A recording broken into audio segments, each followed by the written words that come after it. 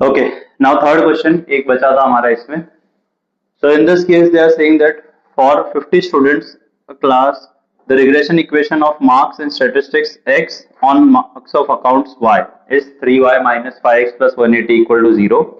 Mean marks of accountancy is 44 and variance marks of statistics is 9 by 16 of the variance in accountancy. हमें find क्या करना है? Find the mean marks in statistics and correlation coefficient between the two subjects. तो हमें दो चीजें find करनी है. मीन मार्क्स स्टैटिस्टिक्स में कितना आएगा, मतलब एक्स बार फाइंड करना है, और दूसरा कोरिलेशन कोएफिशिएंट मतलब आर का वैल्यू फाइंड आउट करना है. ठीक है, ये दो चीजें फाइंड आउट करनी है. ओके, नाउ यहाँ पे हमें रिग्रेशन इक्वेशन दिया है एक्स ऑन वाई का. एक्स को उसने स्टैटिस्टिक्स बोला और वाई को क्या बोला, अकाउंटेंसी. मुझे फाइंड आउट करना है एक्स बार का वैल्यू कितना आएगा. एक्स बार मतलब क्या हो गया, मीन, और दूसरा मुझे फाइंड आउट करना है आर का वैल्यू. आर के दो तीन फॉर्मूले हमने लिखे हुए थे. आर का एक सिग्मा वाई के बेसिस पे भी फॉर्मूला है, रिमेंबर.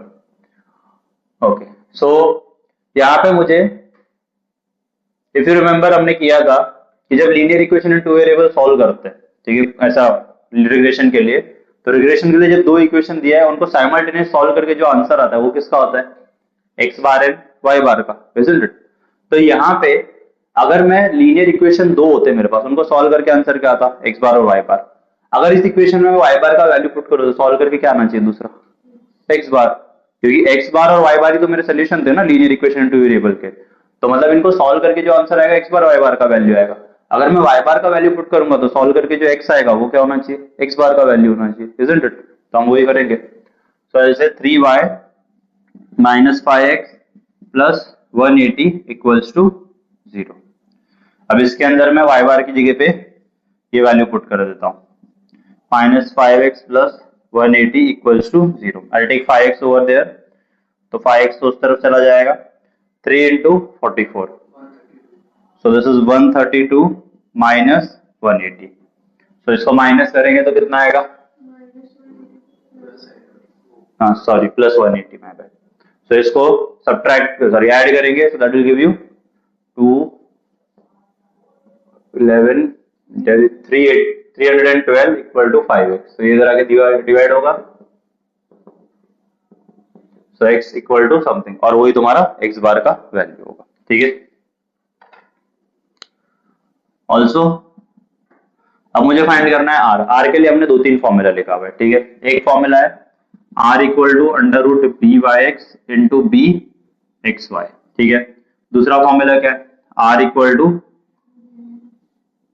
कोवेरियंस का तो है ये, कोवेरियंस की तो कोई वैल्यू यहाँ पे दी हुई नहीं है, बट एक और फॉर्मूला था सिग्मा एक्स सिग्मा वाई वाला, याद है, b y x equal to r sigma y by sigma x.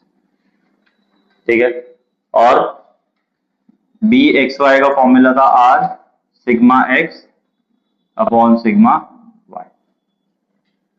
ठीक है, एक्चुअली इसी को मल्टीप्लाई करके ये फॉर्मूला आता है, बट हमें वैल्यूज दिया हुआ क्या है, सिग्मा एक्स स्क्वायर और सिग्मा वाई स्क्वायर का ऐसा डायरेक्टली वैल्यू नहीं दिया हुआ है. ठीक है, स्क्वायर दिया हुआ है, तो स्क्वायर से तो हम स्क्वायर रूट निकाल सकते हैं. तो या तो मैं ये फाइंड आउट कर सकता हूँ स्क्वायर रूट लेके, या तो ये फाइंड कर सकता हूँ. ठीक है, वो आने के बाद भी मुझे आर तो फाइंड करना है, ये रहा आर या ये रहा आर. उसके लिए या तो ये चाहिए या तो ये चाहिए. अब मुझे इक्वेशन किसका दिया है, एक्स ऑन वाई का. एक्स ऑन वाई के लिए हमें बी एक्स वाई लगा होगा कहीं ना कहीं, इजंट इट. तो मैं उससे बी एक्स वाई निकालूंगा.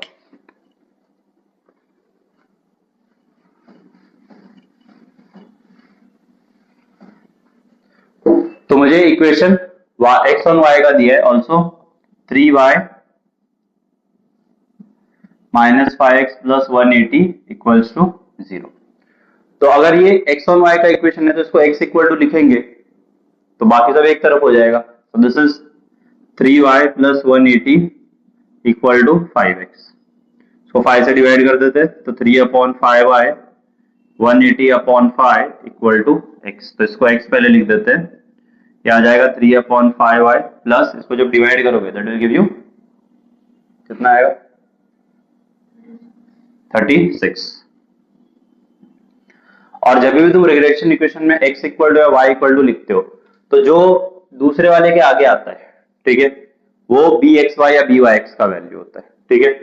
सो दिस इज bxy का वैल्यू आ गया 3/5। You can write on comparing. If you remember हमने इक्वेशन लिखा था x minus x bar equal to B x y bracket y minus y bar, तो ये तो अंदर मल्टीप्लाई हो जाएगा B x y into y minus B x y into y bar, ये तो दोनों नंबर आते हैं, ये भी नंबर आएगा, तो ये इस तरफ आके इसमें सबट्रैक्ट ऐड हो जाएगा, तो जो y के आगे कोएफिशिएंट बचेगा वो किसका होगा, बी एक्स वाई का। तो यहाँ पे y के आगे क्या बच रहा है 3/5, मतलब बी एक्स वाई का वैल्यू है, मतलब बी एक्स वाई कितना आ गया 3/5, तो मतलब बी एक्स वाई तो मिला, मतलब इसको सॉल्व करके बी एक्स वाई आ गया। इसको मैं अभी के लिए इक्वेशन 1 ले लेता हूँ क्योंकि आगे यूज होगा। ऑल्सो हमें दिया हुआ है कि सिग्मा एक्स का स्क्वायर जो है 9/16 सिग्मा वाई का स्क्वायर, ठीक है, क्वेश्चन में दिया हुआ है, टेकिंग स्क्वायर रूट कर सकते हैं। तो if you do that sigma x equal to 3/4 sigma y, isn't it? Square root लोगे तो 9 का 3 हो जाएगा, 16 का 4 हो जाएगा। अब मेरा जो फॉर्मूला है बी एक्स वाई का जो फॉर्मूला है that is r sigma x upon sigma y, isn't it? तो मुझे sigma x upon sigma y का नीचे, तो इसको इधर ले जाते हैं। So this is sigma x upon sigma y equal to 3/4, ठीक है। तो यहाँ पे बी एक्स वाई का वैल्यू कितना है हमारा 3/5, so this is 3/5 equal to r, sigma x upon sigma y कितना है 3/4, ये उधर जाएगा तो रिवर्स हो जाएगा 3/5 इंटू 4/3 इक्वल टू आर, इसको कैंसिल आउट करेंगे so will get 4/5 equal to r, इसको डिवाइड करोगे तो 0.8 आएगा।